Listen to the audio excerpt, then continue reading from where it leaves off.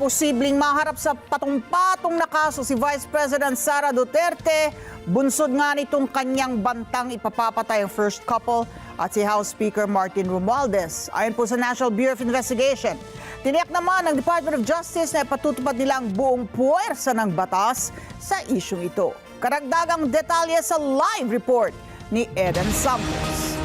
Eden. Ali, nagsagawa ng biglaang press briefing kanina sa Malacanang ang legal cluster ng gobyerno. Yan ay may kaugnayan pa rin sa pagbabanta sa buhay ng tatlong pinakamataas na opisyal ng pamahalaan. Itinuturing itong active threat at very alarming ng Department of Justice, lalo't ang kill remark ay galing pa mismo kay Vice President Sara Duterte na siyang ikalawang pinakamataas na opisyal ng pamahalaan. Anytime ay ipapalabas o ipapasabpina ng National Bureau of Investigation si VP Sara na itinuturong utak sa umayoy banta sa buhay ni PBBM. Direkta nang itinurong mastermind sa planong pagpatay kay Pangulong Ferdinand Marcos Jr., First Lady Liza Araneta Marcos at House Speaker Martin Romualdez, si Vice President Sara Duterte. Yan ang ibinunyag sa press briefing sa Malacanang ng Department of Justice at National Bureau of Investigation, kasunod ng ipinatutupad na mas maigting na security protocol para matiyak ang kaligtasan ng first couple. In the light of recent events, very alarming events, the government is taking action to protect our duly elected president. The premeditated plot to assassinate the president, as declared by the self-confessed mastermind, will now face legal consequences. And we are tapping our law enforcement agents to investigate on the whereabouts and the identity of this person and or persons who may be plotting against the president. Agarang nagsagawa ng investigasyon ng National Bureau of Investigation o NBI.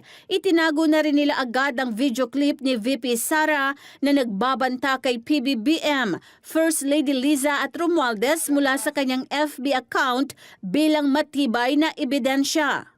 Kasi may kinausap na ako na tao.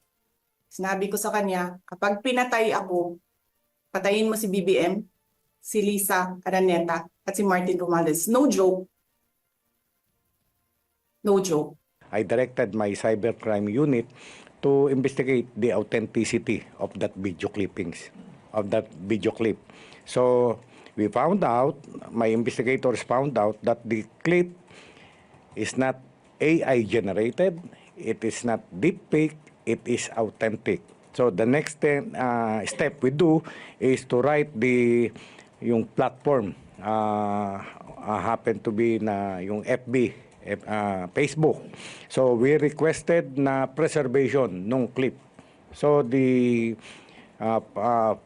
Facebook ay kinikip na ang video clip for future reference. Granted na po yung request namin na naka-save na po yun.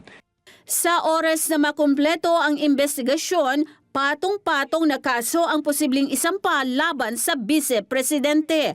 Kailangan daw munang tignan ang lahat ng posibleng anggulo, makinig sa mga testimonya, magsagawa ng forensic study na magpapatibay sa lahat ng posibleng kaso at iba pa.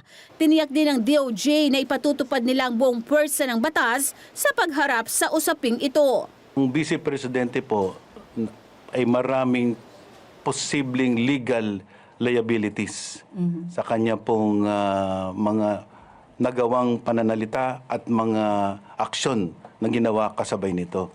Hindi po namin sinasara ang pinto sa mga malalaking kaso, ngunit ayon po sa due process, kailangan pong isaganap muna namin ang kumpletong investigasyon. Binigyan ng 5 araw ng NBI si VP Sara para humarap sa kanilang tanggapan at magbigay linaw ukol sa banta nito. This time, out of courtesy, masasabi natin, out of courtesy, due process, hindi po namin agad inaresto si Vice President dahil siya ay Vice President, napakataas na opisyal. So we are giving her chance, due process, to answer yung ibinibintang sa kanya. No, this is by way of subpoena, and we will ask her to appear before our office within 5 days from today. Appear siya sa amin, sagutin niya yung aming mga tanong para mabigyan ng pagkakataon ng ating Vice President. Handa namang humarap sa NBI si Duterte, pero may kondisyon. I would gladly answer yung gusto nilang mga tanong na ipasagot. Pero dapat sumagot din sila sa mga tanong ko sa kanila. Mag-uusap na lang kami doon pag nandiyan na yung subpoena. Tiniyak naman ng NBI at DOJ na wala silang natatanggap o nalalaman na may banta sa buhay ng Vice Presidente. On the part of the NBI, hindi kami nakakatanggap ng any information regarding the threat on the life of the Vice President. Kaya po niya nasabi yon dahil parang gusto rin niyang protektahan yung sarili niya against naman po dun sa planong pagpapatay din sa kanya, sort of. Wala po kayong ganong intelligence information? Wala po, sir. Ay, ma'am, wala po.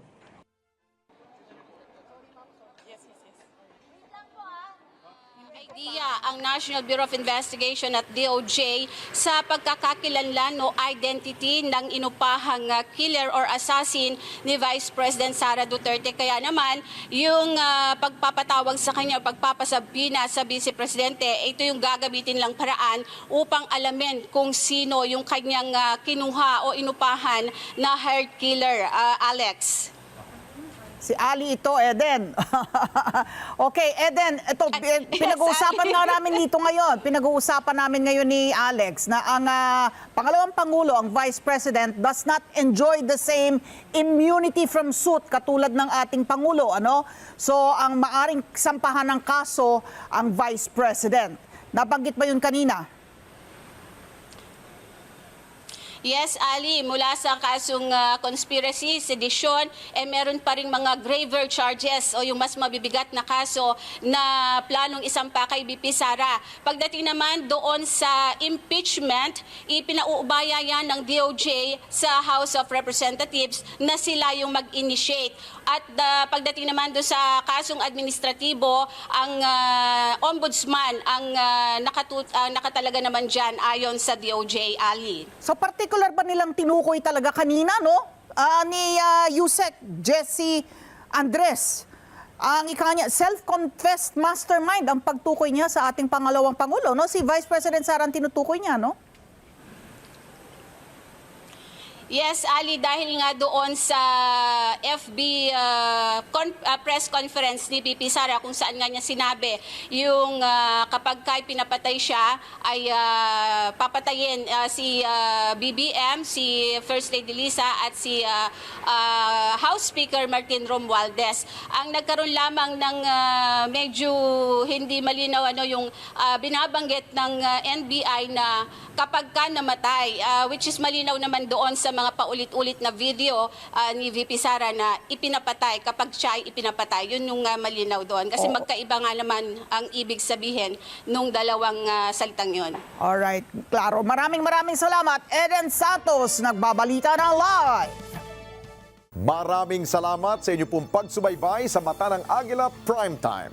Para malaman ang matatag, matapang at matapat na mga balita, i-follow lamang at mag-subscribe sa @Net25 TV.